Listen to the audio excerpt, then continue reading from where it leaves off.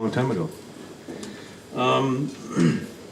She has worked there now for 30 years, and she got her forestry degree at Stevens Point, and we are so pleased that Kim has come here to share her knowledge and her awareness and expertise on some of these bird issues, and especially that she brought a couple of special friends.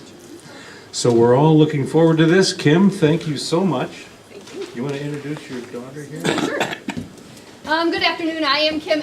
Can you guys hear me? Are you all right in the back? Because I'd rather not speak with the microphone. I can project pretty well. So if you can't hear me at any time, raise your hand or wave your hand or whatever, and that will let me know that I need to speak a little bit louder. But yes, I do have 2 live birds with me today. I also have a snake with me as well that we will be kind of keeping the snake till the end. We're going to focus on the birds while we're here starting off today. I also have my daughter with me. This is Mallory. She comes along and kind of helps out occasionally when I ask her to do that. So she is here as well. What we are going to be talking about this afternoon are birds of prey. We're focusing in a little bit more on what we would think of as our predatory birds, our birds who are out actively hunting, going after ideally live prey on their own. We are very, very fortunate here in Wisconsin that we do have representatives of all of the major groupings of birds of prey. So I know we have some kids with us. I like to kind of test people, see what they know. I've thrown out the word birds of prey, or that term. Who can tell me what that means, or what characteristics, what things do all birds of prey share or have in common? Yes? They have talons. They have talons, which are what? Claws. Their claws or their feet. What else? They have sharp beak. They have a sharp beak. And what else about their beak? Does it stick out? Does it go up? Does it? What's special about that sharp beak? It curves. It's curved or hooked. Yep. What else? You have something, bud? No? Yes. Predatory birds have bigger eyes. Okay, they certainly do. In relation to their skull or their head, yes. Most of them, their eyes themselves take up a large space within that skull. So we know that those are common characteristics that they have. What are different types of birds of prey? What makes up, what birds are birds of prey? That have those characteristics. Yep. Eagles. Eagles. Hawks. Hawks. Falcons. Falcon.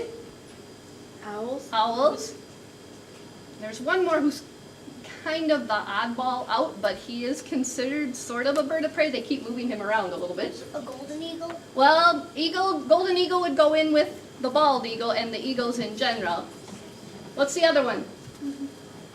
Come on, your hand's up here. That means, oh yeah, I'm going to talk. Golden eagle. Well, we know that one. Kind of the garbage men of the wild bird world. The cleanup crew, not crow, the other one. Turkey vulture. Vultures, yes, okay. And again, here in Wisconsin, we have the turkey vulture. Certainly, we do have bald eagles. Occasionally, we'll see a golden eagle kind of creep its way into the state. Certainly, we have many different species of hawks and owls, and yes, we do have falcons as well. So, like I said, we are very fortunate to have representatives of all of those here in the state of Wisconsin. What is on the condor? The condor is considered a bird of prey as well. We just don't have condors in Wisconsin, right? And he's telling you all about himself. So we will start with him. This is one of our smaller species of bird of prey, but very, very common. You will see this type of bird all over. Many times they like to sit on wires along the highway, fence posts. They may be up on a light post as well. They also may be hanging out even in your backyard. So what is this small bird of prey? A falcon. It is a type of falcon, yes, and it's the smallest falcon we have in Wisconsin. A kestrel? It is the American kestrel, yes. Now, those of you who maybe have been birders for a long time or in the past, you may have referred to this American kestrel as a sparrowhawk. Okay, that would be their other name. Those of you, again, in the birding world know that a lot of times they like to change names around. They'll bring names back. We were talking earlier, Dale and I, I'm like, are we on Baltimore Oriole or Northern Oriole, or where are we at with that? So again, the American Kestrel is the smallest falcon that we do have in Wisconsin. The other two that we commonly see would be the Merlin and the peregrine falcon, and occasionally we get the gyr falcon in the state of Wisconsin as well. Many people mistake or misname the kestrel and the falcons as hawks.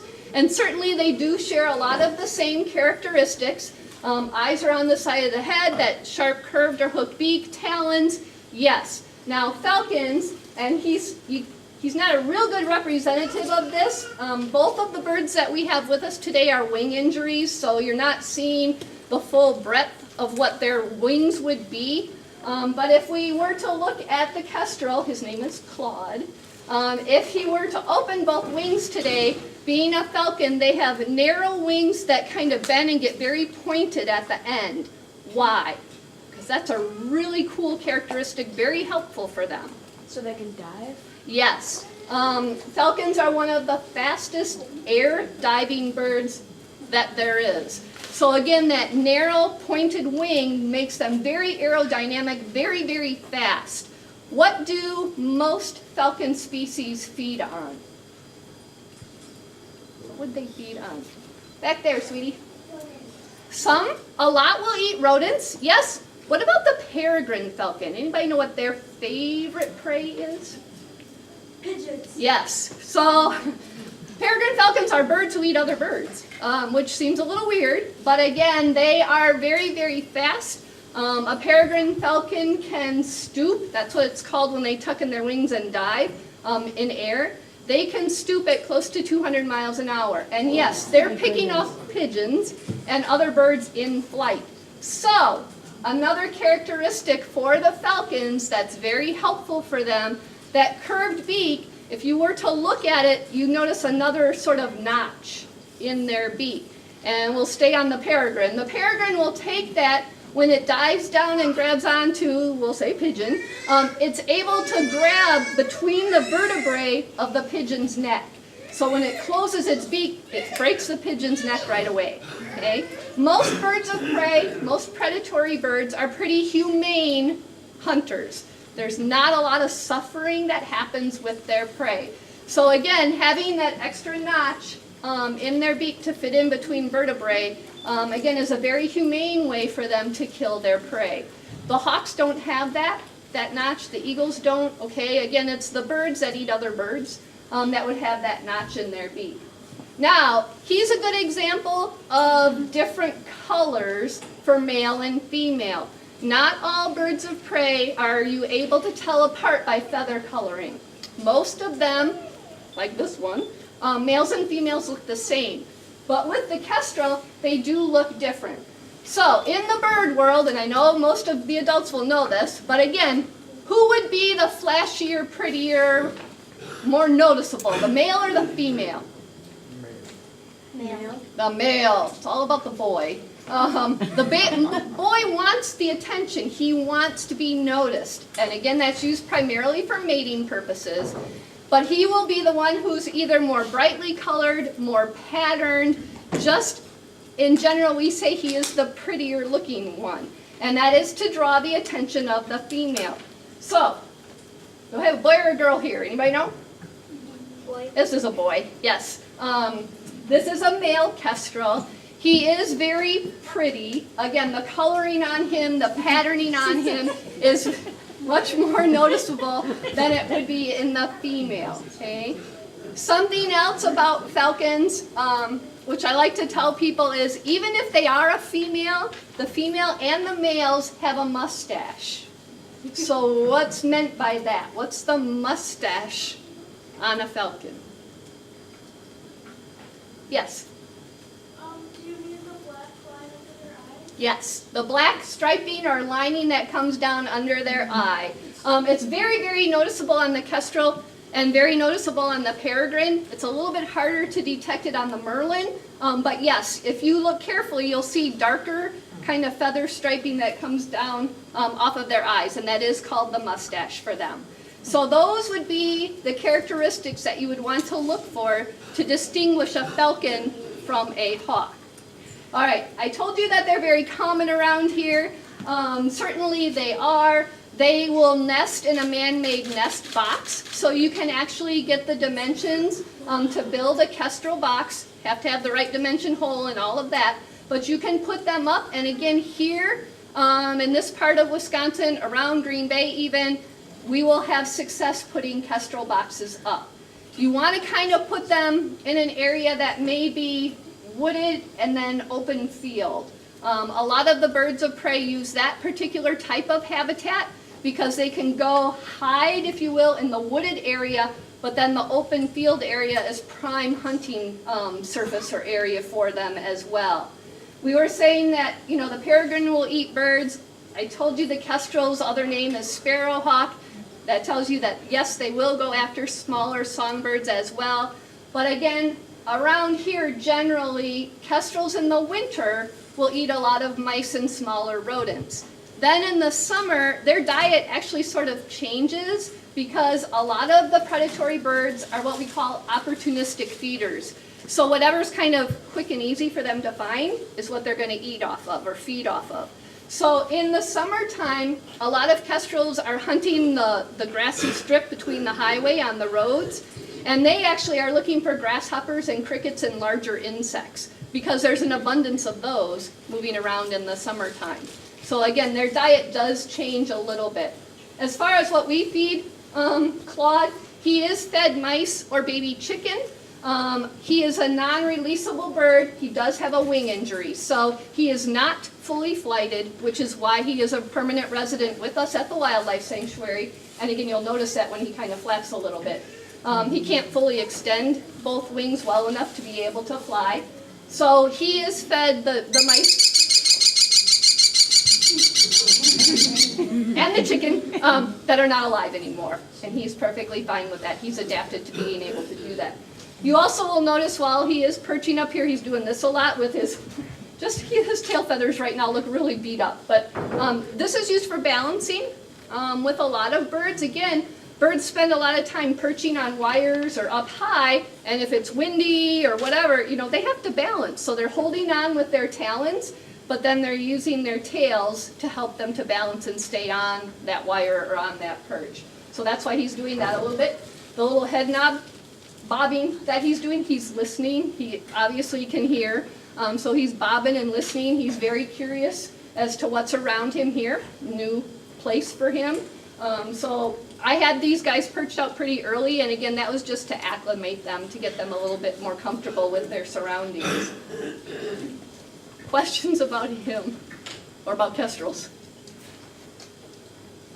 Yes? Are they the fastest type of falcon? They are not. Actually, the peregrine would be the fastest. Kestrels, you will notice them again if you're driving. If you see this bird, again, they're kind of robin size, okay? So in comparison, he's saying, yeah, but I don't like robins. No. If you are driving down the highway or whatever and you see, you know, robin-sized bird and it looks like it's hovering, it's doing this, wings are fluttering back and forth really quickly, but they're not moving, that's a kestrel. It's looking, it's watching what's down there, and it's kind of like a helicopter hovering in one spot. And then when it's ready to go down, that's when it would tuck in and go down and dive. So they don't need to dive as fast as the peregrine does, if that makes sense, because they're not up as high as the peregrine would be going after other live birds. That is below you. I'm sorry. What's that? I'm sorry, you're talking below you. About what? About when a bird has to go to his home. Whatever, yeah. When it has to do what? When it has to go to his home. When it has to go to its home? Home. All the way from home. Okay. All the way from home. And he does, I mean, he Oh, has see, you know, you're the expert. Okay? okay. Well, I have a quick question about the falcon. Do these types of birds migrate? Some will, kestrels don't, they're here year round. But again, if they will go to open food source. So sometimes if there's a really really hard, crusty snow, not a lot of food available, they may go a little bit, but they're not going to do the thousands of miles or hundreds of miles or whatever like some of the other birds will. Both of these two will stay here in the winter. They're common winter residents, if you will. Okay. Okay. Let's move to this guy. Probably the most common owl that we have in Wisconsin. Everybody should know this one. Who is he? Great horned owl. He is a great horned owl, yes. Very easy to identify, again, because of what's on the top of his head. Those are not horns. Those are just feathers, or ear tufts, they call them. And if you watch, he can move them. So he can put them flat down on his head, he can put them straight up on top of his head, or he can move them kind of in between. That kind of tells us about what his personality or temperament is, depending on what he does with those. Right now, he is on pretty high alert. He is a great horned owl who has a very, very strong personality. Working with live animals, you pick up on personality, you pick up on mood a lot. And he is one who is pretty much always on high alert. He's very, very aware of what's happening around him. He is fully sighted. Obviously, talons are there, but he's an amputee. So he is completely missing one wing. He was found in Marinette in 2012 as a young. So he probably hatched out in 2011. We don't know for sure what happened to that wing. Again, when you work with animals, you can't say, hey, what happened? You know, why are you missing that wing? But again, we are a rehab facility at the sanctuary. Last year we took in over 5,200 animals that needed some type of help or care. We released most of them back to the wild, but obviously an owl, a bird, needs to have 2 functioning wings in order to go back to the wild to successfully live. So again, we don't know what happened to that wing, but a lot of great horns come into us who have been hit by cars or have flown into something. And bird bones are very different from mammal-human bones. A lot of times you'll hear people say they're hollow, so they're like straws. And so if it breaks, there isn't a lot to put back together again so that it heals correctly so that the bird can use it. So again, in the case of Larry, the break was pretty high. The wing was basically just kind of hanging, and it was a detriment to him because it was in the way. So that wing was taken off. So he does look a little bit smaller than maybe some of the great horned owls that you would see out in the wild. And again, that's because he's missing one of his wings. We are not letting you touch the birds today, but we do have parts that Mallory will come around, and you can take a look at them. These are parts from a great horned owl who obviously didn't survive. So we are able to use these types of hands-on things so that you get a feel of that. She started with the tail over there. I mentioned the tail, how it's used for balancing. So that would be the tail there. Right here is the start of a wing. So again, you can feel how light, that would be one whole wing, not a lot of weight to that. We have a feather.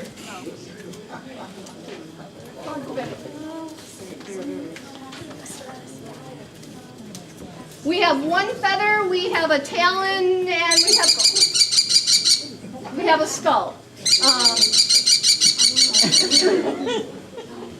So again, a nice way to kind of look at some of those parts.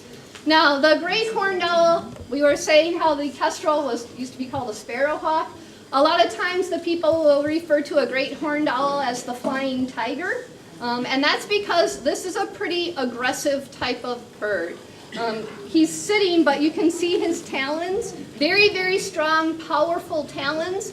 A great horned owl, if they were to close both talons at one time, there's 600 pounds of pressure there. So common prey for a great horned owl certainly is rodents, but they also can take out a skunk, a possum, a squirrel, a rabbit. Not first choice, not first preference, but certainly they can do that. And what they would do is they would fly down, reach out those talons to the midsection of that larger animal, close, and break the backbone because of the pressure that they have in those talons. Now, how much do you think Larry weighs? How much would a great horned owl weigh? 10 pounds. Okay, 20. okay, 7 pounds. okay, okay. 6 pounds. 5 pounds. All right. At least we kind of got closer. You're looking at about 2.5 pounds right here. Again, larger animal, but basically hollow bones and poofy feathers. So there's not a lot of internal body weight to them. We were talking about how in some of the birds you can tell male, female apart by feather colors and patterns. The other way that you can tell most birds of prey apart is by size. So who do you think would be larger or heavier, the boys or the girls? Females. The girls. Who thinks females? The girls. Girls. Yeah, girls rule. Depending again on the species, the female will be 0.5 pound to 1.5 pounds heavier. Why? Eggs. Yep, she's the one that would be doing the egg laying. So her body is constructed a little bit bigger and heavier for the purpose of laying eggs. Speaking of eggs, great horned owls are the earliest nesting birds in the state of Wisconsin. So we are into April right now. There are little great horned owls in the nest who are getting ready to fledge. They're getting ready to leave. Mom, female great horned owls will lay her eggs in December, January-ish, again depending a little bit on weather. They do not build their own nest. Great horned owls are lazy. They will take over or use red-tailed hawk nest, crow nest, sometimes even a squirrel nest. So they're not going to make their own. And it's generally a nest that's in the top of an evergreen tree. And if you think about it, it makes sense. That evergreen tree is a little bit better protected in the wintertime from wind and snow and rain and whatever by being in there. Then what happens is mom will lay her eggs not all at one time. She'll lay an egg like on a Saturday, and then maybe she'll lay another egg on Monday, and then she'll lay another egg on Wednesday, okay? Usually great horns will have 1 to 3, maybe 4 eggs. The order that the eggs are laid is the order that the eggs hatch out. So if you were to be an owl egg, you want to be the first one, because you're going to get incubated, you're going to hatch out first before your brothers and sister or whatever. So you will have different ages and sizes of owlets, of baby owls in the nest. Now, mom and dad are pretty good parents for great horned owls, meaning dad will do a lot of the hunting and he'll bring a lot of the food back for mom, but he may also do some of the incubating at times so that mom can go off. She needs a break. But when the owls hatch out then, what happens if the parents bring mice back? Let's say they have 3 babies, and let's say they're gonna bring back a total of 6 mice. Okay, not all at one time, but they're gonna bring back a total of 6. They're not gonna come back and go, okay, baby 1 gets 1, baby 2 gets 1, baby 3 gets 1, and then they're gonna come back again and go, okay, number 1 gets 2, 2, 2, Whoever is generally the largest one, that's the more feisty one, the stronger one, they're gonna fight for that food from mom and dad. So owl baby number 1 may get 4, and owl baby number 2 may get 1, and owl baby number 3 may get 1. A lot of times the youngest, smallest one may even get booted out of the nest just because of size. So a lot of times that last whatever doesn't make it, and that's just how it kind of is in the wild world. Okay? I told you that they could take out a skunk. And that brings up a really cool point, because a lot of times, especially kids will be like, ooh, why would they go after a skunk? They spray, they smell, they're gross. Yeah, he doesn't have a sense of smell.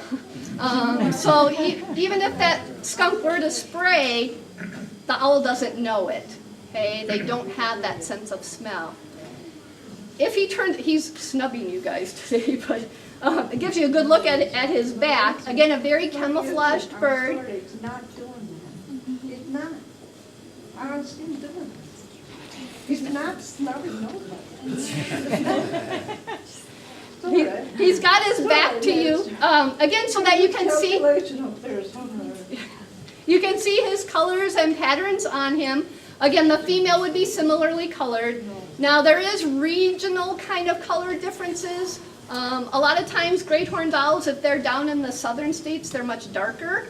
If they're further north even there than here, they're lighter in color. And again, a lot of that may have to do with camouflaging, but this is pretty standard as far as coloring for a great horned owl that you would see around here.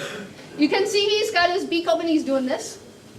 The white part on his throat area is called the bib. He's doing that for two reasons. One, he's a little nervous, again, new place. And two, he might be a little warm. Birds are warm-blooded, but they don't sweat. So when they get hot, they pant, like a dog would do that. So again, he's used to staying, he has an outdoor flight cage. So for him to come in, this may be a little warm for him in here today too. So that's why he is doing that as well. Okay? Let's talk about that head turn, because that always brings up some questions. Obviously, you know, you're looking at the back of his body and he's turning his head. Can an owl turn their head 360? No. All the way around? No. How far do you think they can go? 180. Further than that? The whole way around? Not the whole way, okay. 270? Yeah, just about 270 is what people will say. So, again, Start the time. hold on. Hold on. Were we not talking about you? So if I do this and I walk around, you'll see he has to go back. Okay, did you see how he has to go back the other way? He can't go in that full circle. Now, they do that, they're able to do that because they do have more bones in their neck than we do. So that's why they can swivel their head much further than we can. But also, if you watch him, and I'm just standing right in front of him, unfortunately. If you watch his big yellow eyes, you'll see that the pupil, the black part, can adjust really, really quickly. That's like the pupil in our eye. That's what lets light in or keeps light out of your eye. So again, if he just looks up at the light, the pupil would get smaller. If he looks, you know, at something darker, the pupil would get a little bit larger. So it can adjust really, really quickly. But if you also watch his eyes, he can't move his eyeballs. So he can't go right, left, up, down by just his eyeballs themselves. Obviously, we can do that. But owls, there's no room left around their eyeball for muscles to move their eyes. So again, that's why they need to be able to turn their head so far so that they can see what's going on around them. They do have excellent eyesight. Yes, they can see perfectly fine during the day. Again, they're typically thought of as a true nocturnal hunter. So during the daytime, generally they're perched up in a tree somewhere sleeping. Generally when they're sleeping, they want to camouflage, so they stand really straight and tall and kind of squish in. Eyes are closed, and then those feather tufts on the top, they usually stick straight up, and that breaks their outline and helps them to blend in better. But certainly then in low levels of light, that pupil will open up really wide, so their eyes will look a lot more black, and then they'll go down and grab onto their prey. Now I told you they were kind of the flying tigers. We talked about their strength and power, but owls also are silent flyers. So they do have kind of the element of surprise. When we were passing around the wing, if you looked at the kind of the leading edge, the primary flight feathers on the wing, you'll notice it looks kind of like the bristles of a toothbrush or a comb. That's so air passes through that without making sound. So when they flap, there's not a hum or a whistle or a buzz coming from that wing or those wings. So again, they can have the element of surprise and sneak up on their prey. Hearing is also very well developed with owls, and we were passing around the skull. If you were to look, you could see the two eye sockets. Again, they're human-like. Eyes are on the front of their face like ours. If you look on him, and he's turning sideways, which is nice, you see that darker sort of half circles of feathers. Under there, and I'm not going to do it, under there you would encounter a hole, one on each side. It's kind of like a slit, and that's their ear opening.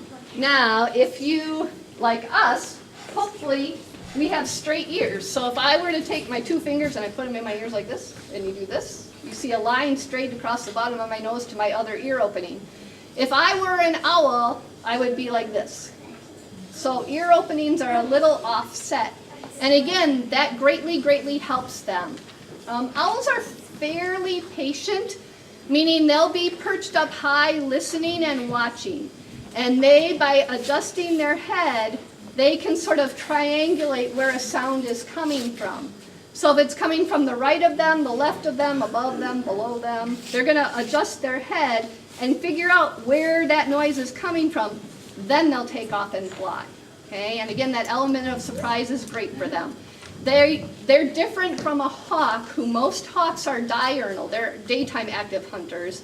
And a hawk has to worry more about a shadow because they're hunting during the day. So that animal on the ground may see this big shadow and like, oh my gosh, something's coming, dive for cover. Whereas again, if the owls are hunting at night, they don't have to worry as much about that shadow. Okay? Larry probably has one of the strongest personalities of any of the birds that we have worked with. Although he is, well adjusted to being worked with on the glove, he also is unbelievably patient as far as you see the equipment that both of the birds have on. They are tethered. So because they are birds of prey who are worked with on the glove, they have what are called cuffs. Those are the little leather bands around their feet. And then they have straps that come off of those. Those are called jesses. And then there's a metal swivel and then a leash. When the birds are not being used, the leash, the swivel, and sometimes the jesses come off. So Larry's jesses come off of him, which means when we want to use him, we have to put them back on him. And he is very patient and understanding as far as putting those on his feet. A lot of birds of prey, they will not like that. They won't tolerate that, and they'll try to reach out and grab at you. You did hear Larry clacking his beak before a little bit too. Sometimes that's just a, hey, you're getting too close. Hey, I don't like you at the moment. Again, it's kind of reading what their behavior is. With Larry, he is also fed chicken, mice, and rat. He is fed every day, as is Claude. Food is put into their holding areas, and that's where they eat. Being, again, that an owl is more of a nocturnal hunter, our staff is there during the daytime. So his food is put in during the day, but it's interesting that he doesn't eat until nightfall. And we kind of know that because about 12 to 15 hours after an owl eats, what do? Not that, but what else? How else do they? Yeah, they cough up a pellet. And a pellet is made up of the fur and the bones or whatever else of what they ate that they can't digest. Their body can't break all of that completely down. So again, they cough that back up, comes back out their beak. With a great horned owl, they're about 1.5 inches long and they're about as big as round as my thumb. Have any of you ever dissected owl pellets? Okay. It's cool. It's really fun. It's like a little treasure chest. So you can find those. Again, with a lot of the owls, many of them feed in evergreen trees. That's where they're eating. And so you may see a pile of pellets on the ground near the base of an evergreen tree. And you can pull them apart. And it's really cool because you'll find like skulls and jawbones and hip bones. You guys are laughing at me. Of what they ate. And that actually is how a lot of researchers do their work. They collect pellets, they pull them apart, and they're able just to tell if they ate a mole or a vole or a shrew or a field mouse or whatever, just by the bones and pieces that they're finding in pellets on the ground. At the sanctuary, again, we have many captive owls, so we actually do collect owl pellets, and then we use them with our camps and with some of our programs for people to dissect them and pull them apart. Ours are not as diverse, certainly as ones you would find in the wild, because we know what we're feeding them. But it is still cool that you'll be able to find those complete sort of parts within a pellet. Okay. Yes? Well, I just picked here because I just picked this up right today. Okay. But all right, was it, because of their, wherever their surroundings is, their habitat, their area, right? Uh-huh. Well, isn't that where they find their little scraps or whatever? That's where they'll hunt. Yeah, they'll hunt within a zone or a territory. It's going to be where that's going to be basically like their city or their neighborhood where they would live. And again, both of these are very common in Wisconsin. In fact, even the great horned owl, even in Green Bay proper, okay, city of Green Bay, most people will have a great horned owl within about a mile of their house. Again, now Green Bay has a lot of older, wooded areas right within the city limits and all of that, but great horned owls are fairly adapted to where humans are. And again, it makes sense if you think about it. They're generally sleeping during the day, not disturbing any people, or people don't even know they're there. And then at nightfall, again, when most people would call it a night and be going to sleep or whatever, that's when they're waking up and, hey, I'm going to go out and feed. And there are mice and rats and squirrels and rabbits. I mean, there's food within a city for these guys as well. So they've adapted to being fairly close to where people are on a daily basis. We've been hearing them in our house. I couldn't sleep the other night, so I got up and read a book, and I could hear it. How far away would they be then, with the window shut, that you'd hear it so clearly? Again, I guess it depends on what the habitat is, but they're going to be fairly We're right close. in the middle of the city. Okay, they're going to be fairly close to where you are, and we actually have the recording. Because, again, a great horned owl is one of the most common calls that you will hear. So I will play this.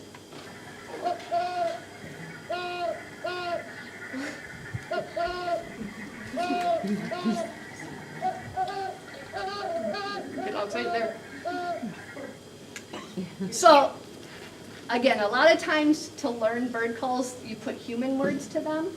And so for a great horned owl, it's supposed to be like, who's awake? Me too. Who's awake? Me too. Now the other one that you'll be hearing right now is the barred owl, which they have a really fun call. Theirs is supposed to sound like, who cooks for you? Who cooks for you all? So this is the barred owl.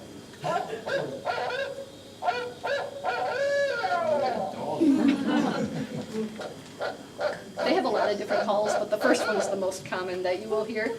And barred owls and great horned owls right now are not friends. In fact, I brought our barred owl last year. I brought Shakespeare here last year. And Shakespeare, he calls back to the call. He also calls back to the great horn call because they're not friends in the wild world. They're kind of competing for the same type of food source. Great horns, as I told you right now, have babies in the nest. They have young in the nest. Barred owls are just sort of, they probably have eggs in the nest right now. We're April. So they hatch out a little bit later. But there is some competition. Even though barred owls tend to prefer more of a swampy, wooded area, they're not as much of an urban area bird like the great horn would be, but occasionally their habitats sort of overlap a little bit with each other. Could you talk a little bit about the population density for owls? In other words, in a good environment, about how many owls would you find in an acre, 2 acres? It's going to depend on the species because you will have some overlap with species. Like you may have great horned owls and screech owls within sort of the same 5-mile radius of each other, even though a great horn could go after a screech. But they still may overlap a little bit with each other if there's available food source. Again, great horned owls are very, very popular. They're all over the state. You'll see them a lot and hear them a lot and know that they're in the area. Your other owls, snowy owls, there was an eruption this winter, not as big as last winter, meaning snowy owls are a northern species, but they come down to Wisconsin in the wintertime if conditions aren't good for them up north.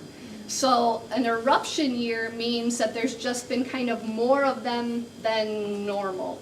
So the last 2 winters, we have had a big eruption of snowy owls.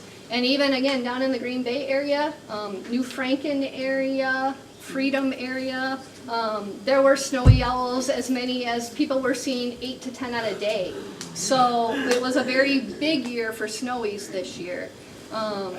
You know, screech owls are certainly doing well in the state. Saw-whet owls are doing fairly well in the state also. Your other ones, you know, long-eared, short-ear, we don't see as many of them even brought into us at the sanctuary. Our most common owls that come into us are going to be these guys. Again, because there's a lot of them out in the wild. So What's the life expectancy of an owl?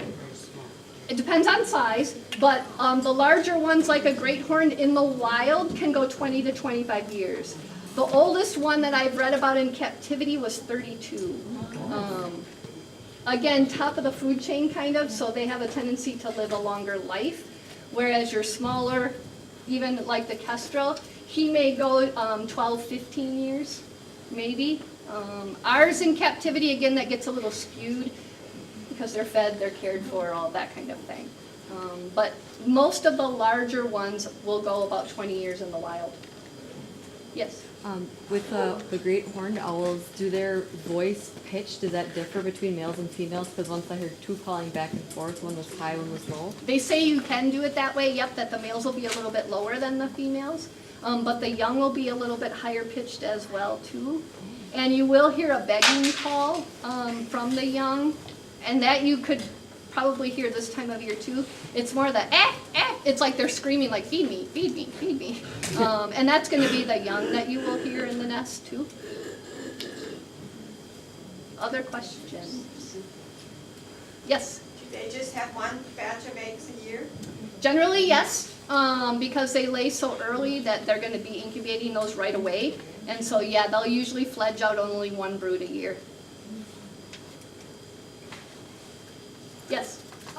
Do all owls only have one batch of eggs a year? Most of them will only have one a year unless they are a smaller species who loses them early, meaning if a predator gets in the nest or maybe conditions or whatever that the nest gets disturbed or broken, they may re-nest again. But most of them, again, will only have one a year. Oh, I didn't talk about, he just winked at me, so we'll talk about that too.